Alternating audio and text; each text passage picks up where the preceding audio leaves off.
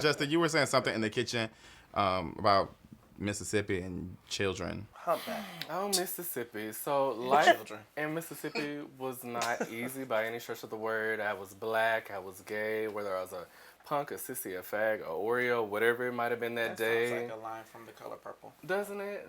Mm-hmm. Life for me ain't been no crystal staircase. Okay. I had a lot of things occur in my early childhood into middle school, into high school, and then I think I carried those over and I didn't deal with them at the time properly. And so I got into college and being away from home, being away from everything that I kind of grown up in and known, I really just kind of let loose. One thing I really got into was cocaine, so I became addicted. I was spending hundreds of dollars every couple of days, and it really got to the point to where I was trying to use that as a way to cope with all of the things that I hadn't dealt with. Every time somebody called me a fag or a punk or a sissy, I would just let that roll off my back and keep it moving, but I wasn't dealing with the root of the problem.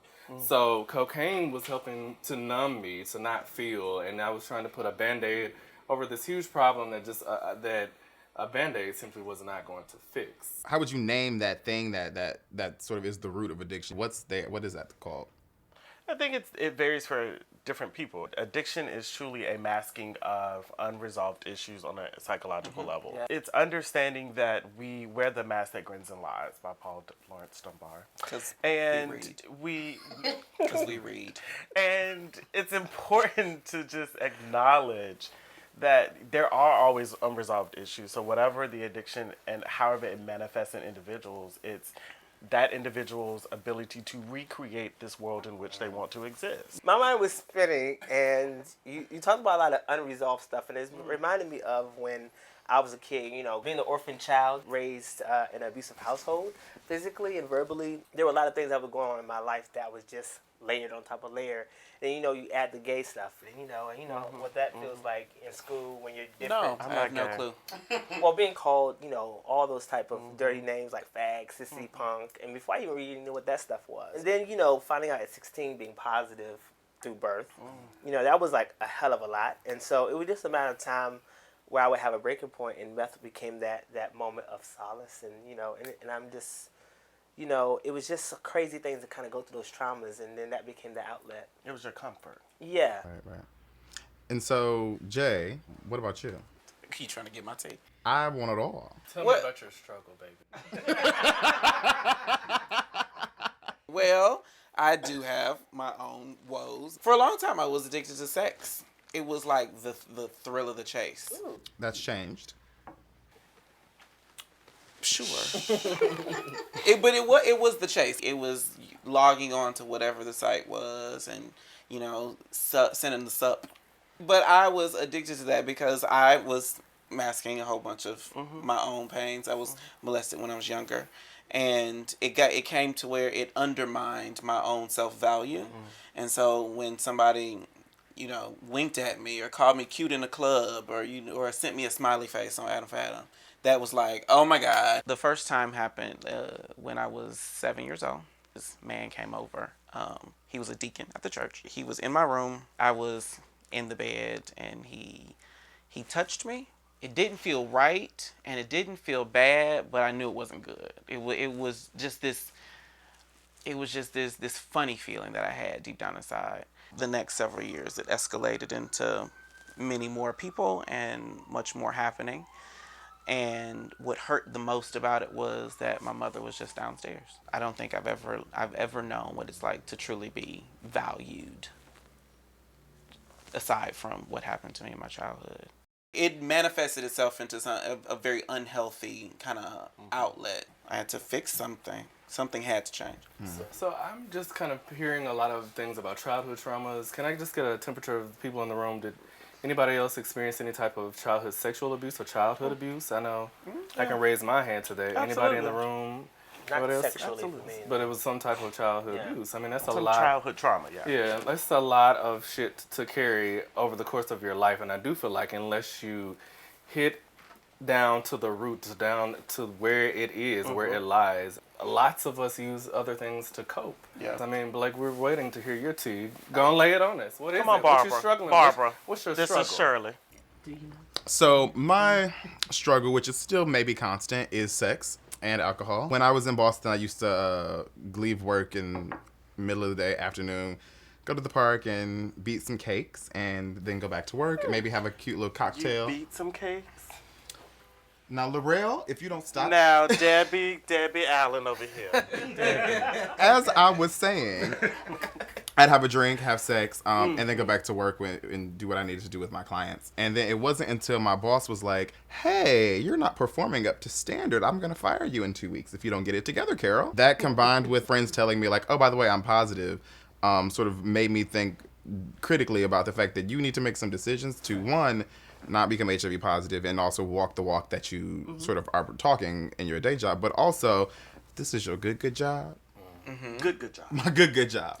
Yes. And I can't have my good job taken away because I want to go take something from someone else. Right. To go into a room and tell people like, oh, you know, I'm addicted to sex or coke or whatever, you know, people would be like, I don't do that. That's not classy. And I think for Black gay men, a lot of times we want to be seen as sort of like, you know, perfect, whatever perfect is for us, but complete and whole.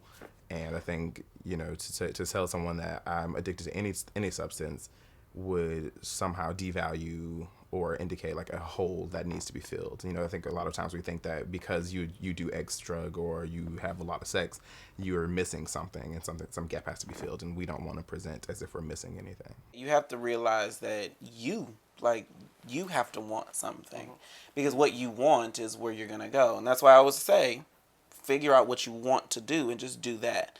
And then everything else that is a distraction from that will eventually fade away. And that's what changed my addiction. I knew I didn't want to do this anymore. I wanted something better, and so I could pursue that. But you still like to have sex, let's be clear. Of course I do. Because I'm pretty damn good at it. You know, you said something about, you know, that network and then, you know, having that desire. And I think that's what happened for me. That I had the desire to stop. And and the network just really came when I just had this conversation around beers, okay?